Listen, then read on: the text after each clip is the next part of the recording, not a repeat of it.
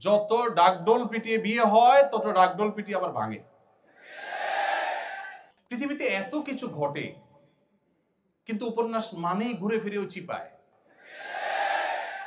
ওই অবৈধ সম্পর্ক, ওই হারাম রিলেশন, ওই 2 নম্বর পথ, ওই বাবা মার অবাধ্যতার পথে নিয়ে যাওয়া, ওই ক্যারিয়ার ধ্বংস করে দেওয়া, পড়াশোনা ধ্বংস করে দেওয়া, ঈমান আমল শেষ করে দেওয়া, তারুণ্য শেষ করে দেওয়া, এরা এদেশের তারুণ্যের সবচেয়ে বড় শত্রু। এদেশে যত আত্মহত্যা করেছে তরুণেরা অপরিণত বয়সে প্রেম নামক এই অবৈধ রিলেশন করতে গিয়ে, যত বাবা মায়ের বুক খালি হয়েছে, যত বাবা মায়ের সাথে সন্তানের সম্পর্ক নষ্ট হয়েছে, যত সন্তান ঘরছাড়া হয়েছে, যত তরুণের পড়াশোনা ধ্বংস হয়েছে, যত তরুণের ক্যারিয়ার নষ্ট হয়েছে, যত মানুষের চাকরি জীবন ধ্বংস হয়েছে, যত সংসার ভেঙেছে, যত বাচ্চারা মা বাবার স্নেহহারা হয়েছে, এই সবগুলোর জন্য তথাকথিত বিবাহ বহির্ভূত অবৈধ ভালোবাসার প্রমোটাররা আসামি। এরা কেউ এই সমস্ত অপরাধের দায় এড়াতে পারে না। এরা আপনাকে সকাল বিকাল অভিনয় করে দেখাবে কিভাবে প্রেমকে জয় করতে হয়। মা বাবার অবাধ্য হয়েও নিজের অবৈধ কাজের সঙ্গীর হাত ধরে চলে যেতে হবে, সমাজকে বৃদ্ধাঙ্গুলি দেখিয়ে, মা বাবাকে বৃদ্ধাঙ্গুলি দেখিয়ে এটাকে পজিটিভলি তারা তুলে ধরবে। হ্যাঁ, অবশেষে নাটকে, সিনেমায়, নোবেলে প্রেমের জয় হয়েছে, মা বাবা হাসছে, সবাই পাশে মাইনে নিছে। এসব যারা সারাদিন দেখায় আপনাদেরকে, মানে প্রেমের যারা প্রশিক্ষক, আপনাদের এই 2 নম্বর কাজে যারা প্রশিক্ষক, এই প্রশিক্ষক বেচারাদের দুরবস্থা হলো, দেখবেন তাদের এক একজনের জীবনে 5টা, 7টা, 9টা, 10টা বিয়ে হয়েছে। যত আওয়াজ করে বিয়ে হয় তত আওয়াজ করে ভাঙে। এরা নিজেরাই তো ব্যর্থ। এরা আপনাদেরকে কি প্রেম শিখাবে? প্রেম শিখবেন মসজিদের ইমাম সাহেবের কাছে, প্রেম শিখবেন মাদ্রাসার হুজুরের কাছে। বউ ছাড়া বেচারা কিচ্ছু বুঝে না। নিজের ভালোবাসা সব উজাড় করে দিয়েছে তার বৈধ সঙ্গীর জন্য। আকাম কুকাম করে অজায়গায় কুজায়গায় ভালোবাসা বিলায় না। পশ্চিমাদের মোরালিটি শেষ হয়ে গেছে।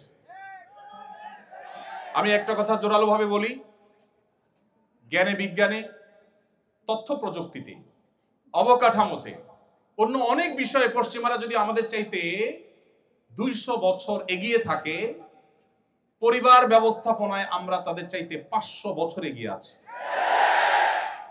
আপনারা তাদের কাছ থেকে জ্ঞান বিজ্ঞান নেন, আমার আপত্তি নেই। আপনারা তাদের কাছ থেকে অন্যান্য ভালো দিকগুলো নেন, আমার আপত্তি নেই। কিন্তু তাদের বস্তা পচা সস্তা বিবাহ বহির্ভূত রিলেশনের এই বিষ বাষ্প যদি আপনার সমাজে আমদানি করেন, তো মনে রাখবেন, আজ জাপান, কোরিয়া, ইটালি, যে দেশগুলোর নাম বলছি, এর বাইরে উন্নত অনেকগুলো দেশের কথা আমি নিজে জানি। নিজ চোখে তাদের সেই দুঃসহ চিত্র দেখার দুর্ভাগ্য আমার হয়েছে। আপনি গুগল করলে, আপনি একটু অনলাইনে সার্চ করলে দেখতে পাবেন তাদের মধ্যে জেনারেশনের যে গ্যাপ তৈরি হয়েছে, তাদের মানুষ জন্মের হার কমতে কমতে এমন পর্যায়ে চলে গেছে যে রীতিমতো প্রণোদনা দেওয়া হয়। আপনারা সবাই জানেন, ওপেন সিক্রেট, সারা বিশ্বে উন্নত দেশগুলোতে বিয়ে করেছেন, একটা সন্তান হয়েছে, সরকার এত টাকা ভাতা দিবে, 2টা হয়েছে আরো বেশি, 3টা হয়েছে আরো বেশি। যারা একসময় জন্ম নিয়ন্ত্রণ করার জন্য সকাল বিকাল আমাদেরকে সবক শিখাইতো, তারা এখন জন্মের হার বাড়াবার জন্য টাকা পয়সা দিয়েও বাড়াতে পারছে না। আমার দেশের ভার্সিটির স্টুডেন্টরা, মেধাবী ছেলেরা এম্বাসিগুলোতে দাঁড়ালেই পটাপট ভিসা দিয়ে দিচ্ছে। হোয়ারেজ আপনার আমার মতো অনেক মানুষ দাঁড়ালে ভিসা দিচ্ছে না, রিজেক্ট করে দিচ্ছে। কেন ভিসা দিচ্ছে? কারণ ওদের তো মানুষ নাই, ওদের মানুষ দরকার, দেশ চালানোর জন্য মানুষ নাই। তাদের বিবাহ বহির্ভূত সম্পর্ক, হারাম রিলেশন, আল্লাহর যে সিস্টেম সেটাকে পরিবর্তন করার প্রবণতা এবং টেন্ডেন্সি তাদেরকে এমন একটা জায়গায় নিয়ে দাঁড় করিয়ে দিয়েছে যে তাদের দেশে এখন মানুষ নাই। মানুষের জন্মের হার কমতে কমতে এমন পর্যায়ে চলে গেছে, একটা দেশ চালাবার জন্য যে মানুষগুলো দরকার সেগুলো পর্যন্ত বাহির থেকে হায়ার করে আনতে হয়। তারা রিফিউজিদেরকে ওয়েলকাম করে। সেটা যতটা না মানবিক কারণে, তার চাইতে বেশি হলো তাদের দেশে যে জনবলের সংকট আছে সেটিকে সমাধান করবার জন্য। মুসলমানের সন্তান সেই সংস্কৃতি যদি আপনি আপনার দেশে আমদানি করেন, আপনার জীবনে আমদানি করেন, আপনার সমাজ শেষ হয়ে যাবে, পরিবার ধ্বংস হয়ে যাবে। ডক্টর খন্দকার আব্দুল্লাহ জাহাঙ্গীর রহমাল্লাহ একটি চমৎকার কথা আছে। স্যার বলতেন, ইসলামী দণ্ডবিধিতে সবচেয়ে করুণ, সবচেয়ে কঠিন শাস্তির কথা বলা হয়েছে কোন বিবাহিত দম্পতি তারা যদি পরস্পরের মধ্যে হারাম রিলেশনের মধ্যে জড়িয়ে যায়, জেনা করে, সবচেয়ে কঠিন এবং নির্মম শাস্তির কথা বলা হয়েছে। But why? কেন এই নির্মম শাস্তির কথা বলা হয়েছে? দুজন মানুষ, তারা দুইজনে সম্মত হয়ে একটা অপরাধে লিপ্ত হয়েছে, আল্লাহ তাদের শাস্তি দিবেন, ভালো কথা। দুনিয়াতে এত নির্মম শাস্তি কেন? তারা তো কারো কোনো ক্ষতি করে নাই, সমাজের কোনো ক্ষতি করে নাই। স্যার বলেছেন, তারা সমাজের সবচেয়ে বড় ক্ষতিটা করেছে কি? এই টেন্ডেন্সি যদি ডেভেলপ হয় একটা সমাজে, কি হতে পারে? মানব সভ্যতা হারিয়ে যেতে পারে ওই সমাজ থেকে বা পৃথিবী থেকে। মানুষের মধ্যে সন্তান জন্ম দেওয়ার যে স্বাভাবিক টেন্ডেন্সি, এটা যদি একবার চলে যায়, এটা নতুন করে সৃষ্টি করা কঠিন। পশ্চিমাদের চাইতে কেউ এই সকরুণ পরিস্থিতি ভালো করে উপলব্ধি করতে পারছে না আজ। যারা উন্নত দেশগুলোতে গিয়েছেন, সেখানে পড়াশোনা করেছেন, স্যাররা অনেকে গিয়েছেন নিশ্চয়ই, তারা ভালো করে বলতে পারবেন। এই জন্য মুসলিম তরুণ ভাই আমার, আল্লাহর ওয়াস্তে এই অবৈধ সম্পর্ক করে নিজেকে ইউ মনে করেন না। যারা এই অবৈধ সম্পর্কে লিপ্ত হন, আপনি সবচেয়ে সেকেলে, আপনি সবচাইতে আনস্মার্ট, সবচেয়ে স্মার্ট, সবচেয়ে বুদ্ধিমান তরুণ সে, বুদ্ধিমান তরুণী সে, যা তার সমস্ত আবেগ অনুভূতি গুলোকে বৈধ রিলেশনের জন্য জমিয়ে রাখে, অপেক্ষা করে। এত ভালোবাসাবাসী আপনাদের, এরপরে ঘরে ঘরে কেন বিবাহ বিচ্ছেদ এত বাড়ছে? আপনি পত্রিকার পাতা খোলেন, যেই হারে বিবাহ নিবন্ধন হয়, ওই হারে বরং কোনো কোনো ক্ষেত্রে তার চাইতে বেশি তালাকের নিবন্ধন হচ্ছে, ডিভোর্সের নিবন্ধন হচ্ছে। কেন রে ভাই? আমি এই কথাটা বিভিন্ন জায়গায় বলার চেষ্টা করি।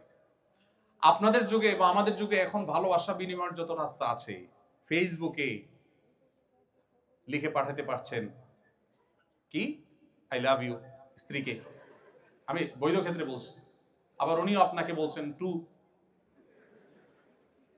আপনি চাইলে ইমোতে করতে পারছেন, ফোন কলে বলতে পারছেন, মেসেজ পাঠাতে পারছেন, কত কাহিনী করতে পারছেন। সকালে নাস্তা করাচ্ছেন, বিকালে চাইনিজ খাওয়াচ্ছেন, ফুচকা খাওয়াচ্ছেন, চটপটি খাওয়াচ্ছেন, ভালোবাসা দিচ্ছেন, 3 পিস জামা একটা পরে 5টা দিচ্ছেন, বাট ভালোবাসা থাকছে না। সব মেড ইন চায়না হয়ে গেছে। আর আগের যারা ছিলেন আমাদের মুরব্বীরা, এখানে 2-1 মুরব্বী দেখা যাচ্ছে, এই মুরব্বীদের ভালোবাসাগুলো এক একটা সব মেড ইন জাপান। এত স্ট্রং।